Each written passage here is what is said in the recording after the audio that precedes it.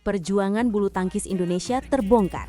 Tersingkirnya semifinal memicu kekhawatiran mendesak terhadap Piala Thomas dan Uber. Mampukah Merah Putih bangkit?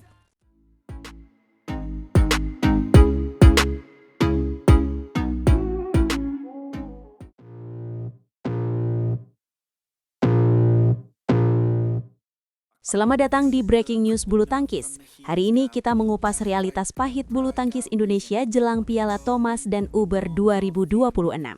Betul Sob, hasil semifinal kejuaraan Asia bergu di Qingdao telah membuka mata. Banyak celah yang harus ditutup tim Merah Putih jika ingin bersaing di Horsens, Denmark. Tim putra dan putri kita sama-sama terhenti di babak 4 besar. Apakah target kita sekarang harus lebih realistis? Realistis adalah kuncinya. Performa di Qingdao menunjukkan persaingan sangat ketat. Korea Selatan juara beregu putri setelah mengalahkan Tiongkok 3-0. Sementara Tiongkok juga takluk 3-0 dari Jepang di final putra. Peta kekuatan Asia memang dinamis. Meski terhenti di semifinal, tim putra dan putri Indonesia tetap lolos ke Piala Thomas dan Uber melalui jalur 4 tim terbaik Asia. Tepat. Bersama Jepang, Korea, dan Taiwan, kita melengkapi total 16 tim yang akan bersaing ketat nanti. Tiongkok sendiri sudah aman sebagai juara bertahan. Indonesia memang tidak menurunkan kekuatan penuh di Qingdao. Strateginya adalah memberi jam terbang atlet muda sekaligus ajang seleksi menuju ajang yang lebih prestisius. Hal serupa dilakukan hampir semua tim, kecuali Korea Selatan yang tampil full tim dengan An Se-young dan ganda putri peringkat dunia mereka. Bagaimana dengan barisan pemain putri kita? Dua tunggal terbaik, Gregoria Mariska dan Putri KW, absen di ajang kemarin. Ada 4 nama yang dibawa, Thalita Wirjawan, Mutiara Puspitasari, Nika Dekdindla, dan Esther Nurumi. PBSI harus segera memutuskan siapa pelapis terbaik, karena performa mereka, jujur saja, masih di bawah Putri dan Gregoria. Tantangan besar ya, melawan pemain pelapis negara lain saja mereka masih terlihat kesulitan. Contohnya Thalita hanya meraih 9 poin saat melawan Kim Ga-eun di semifinal. Mutiara juga takluk telak dari Hina Akechi. Kesenjangan kelasnya masih sangat besar. Tapi kabarnya ada catatan positif dari Dinda dan Esther? Ya, Dinda meraih 3 kemenangan dan Esther menyumbang 2. Ini spesial bagi Esther yang baru kembali setelah absen panjang sejak Mei 2025 akibat cedera kaki kanan. Kabid Binpres PBSI Eng Hian bahkan menyebut performa Dinda dan Esther bisa menjadi pertimbangan penting untuk skuad Piala Uber nanti. Berita bagus untuk tunggal putri. Di sisi lain, ganda putri kita justru sangat kuat karena diperkuat pasangan-pasangan terbaik meskipun mereka baru berpasangan. Benar, seperti Rachel dan Feby yang sukses menjuarai Australia Terbuka November lalu, padahal baru berduet 2 bulan sebelumnya. Lalu ada Febriana dan Meilisa yang menjadi finalis di Australia dan perempat finalis Malaysia Terbuka 1000 2026 ini. Prestasi mereka cukup stabil. Jangan lupakan Fadia Silva dan Amalia Cahaya yang baru dipasangkan Januari 2026, tapi langsung menjuarai Thailand Masters sepekan sebelum kejuaraan Asia. 3 pasangan ini menyumbang total 5 kemenangan hingga semifinal. Jadi untuk Piala Uber, sektor ganda putri kita relatif aman. Ganda putri aman, tapi bagaimana dengan sektor putra? Sepertinya pekerjaan rumahnya jauh lebih banyak. Betul, Eng Hian mengakui hasil semifinal di bawah target final. Penampilan beberapa pemain belum sesuai harapan, dan ini menjadi evaluasi serius jelang Piala Thomas.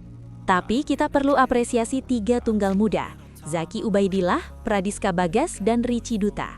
Mereka jadi tulang punggung saat Anthony Ginting tampil sebagai kapten. Karena Jonathan Christie dan Alwi Farhan tidak dibawa, ini kesempatan emas bagi Zaki dan kawan-kawan mencicipi atmosfer senior sebagai modal jika terpilih masuk tim utama nanti. Bicara soal Anthony Ginting, performanya sepertinya belum kembali ke level terbaik setelah rangkaian cedera panjang. Ini kekhawatiran kita. Setelah absen 6 bulan di 2025 karena cedera bahu, Januari lalu dia kena cedera pinggang di Indonesia Masters. Kondisinya sangat riskan. Jika tunggal putra masih punya opsi, situasi di ganda putra justru pelik.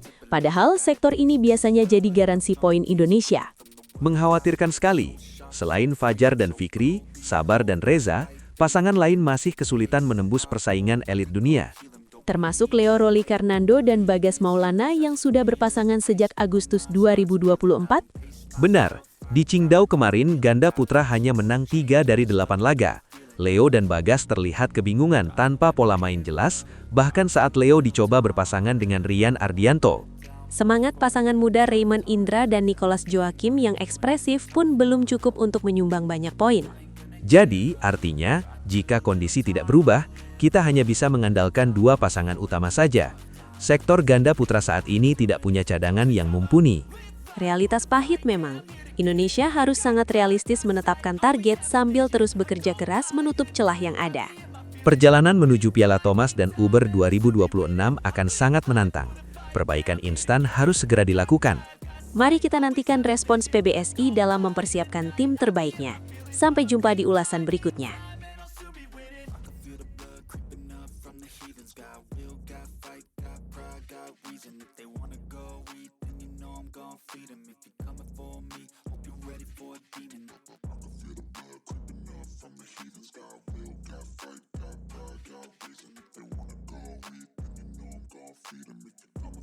Misteri hilangnya Anthony Ginting di semifinal Badminton Asia Team Championships akhirnya terkuak. Dan ada rencana besar yang sedang disiapkan untuk mengguncang dunia bulu tangkis.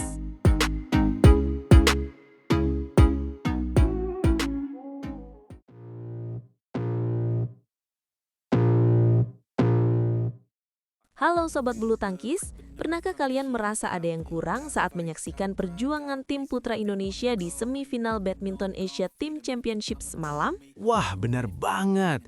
Meskipun skuad muda kita tampil luar biasa, absennya sang motor utama Anthony Sinisuka Ginting memang menyisakan tanda tanya besar sekaligus harapan baru bagi kita semua. Betul sekali. Dan hari ini kita akan membedah apa yang sebenarnya sedang disiapkan oleh tunggal putra terbaik kita ini untuk menghadapi turnamen-turnamen besar di tahun 2026. Banyak penggemar yang bertanya-tanya, kenapa sih Ginting tidak diturunkan saat melawan Jepang kemarin? Apakah ini strategi simpan tenaga atau justru sebuah risiko besar? Jawabannya adalah prioritas, kawan. Tim pelatih PBSI sengaja memberikan waktu istirahat bagi Ginting agar ia bisa melakukan recovery total dari jadwal yang sangat padat. Jadi ini semacam langkah preventif ya, mengingat jadwal di tahun 2026 ini memang sangat gila intensitasnya bagi para atlet papan atas dunia. Benar, Ginting kini sedang menjalani program latihan khusus di Cipayung untuk membidik target yang jauh lebih besar daripada sekedar kualifikasi beregu tingkat Asia. Menurut kalian, apakah keputusan menyimpan tenaga ini sudah tepat? Atau seharusnya Ginting tetap turun untuk memastikan tiket final kemarin? Tulis pendapat kalian di kolom komentar ya. Tapi tunggu dulu, ada misi besar yang lebih mendesak, yaitu misi menaklukkan Eropa dengan turnamen All England 2026 yang sudah di depan mata. All England memang punya magis tersendiri. Turnamen tertua di dunia ini masih menjadi ambisi terbesar Ginting setelah kemenangan emosionalnya beberapa waktu yang lalu. Kabarnya, Ginting tengah mengasah kembali ketajaman netting dan deceptive shots-nya yang sempat menjadi momok menakutkan bagi lawan-lawan di jajaran 5 besar dunia. Saya tidak sabar melihat kembali Ginting mode on yang tak terhentikan di Birmingham nanti. Pasti akan banyak aksi netting tipis yang membuat lawan mati langkah. Selain berita tentang Ginting, dunia justru dibuat terpana oleh performa luar biasa dari Muhammad Zaki Ubaidillah atau yang akrab disapa Ubed selama gelaran Badminton Asia Team Championships ini. Wah, penampilan Ubed memang sangat taktis dan tenang.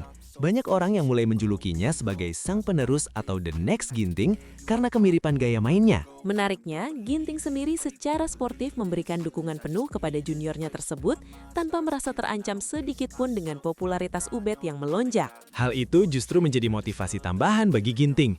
Bagaimana menurut Sobat Bulu Tangkis?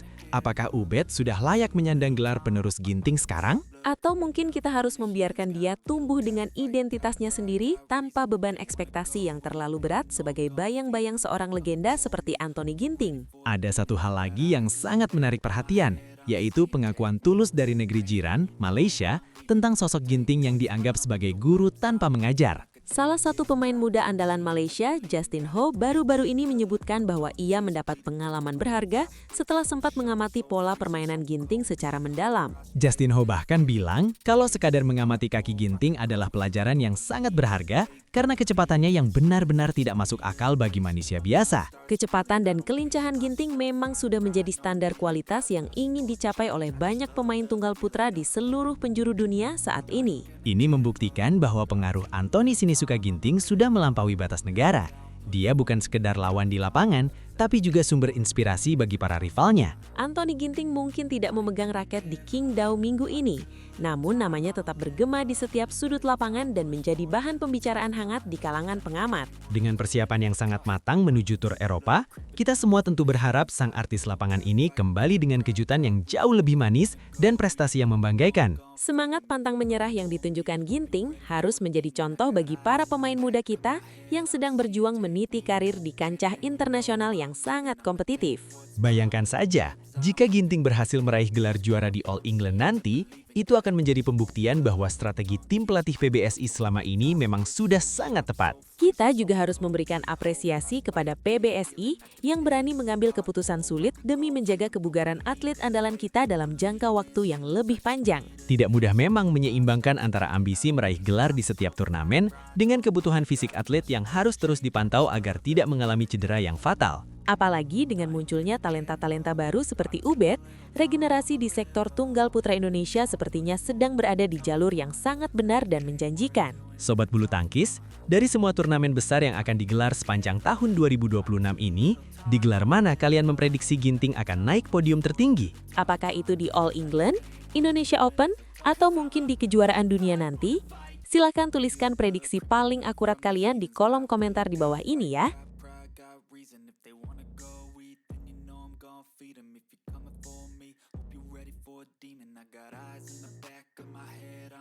Take me for granted and you know I'm leaving. I'ma take what's mine with the webs I'm weaving. I could take this crowd from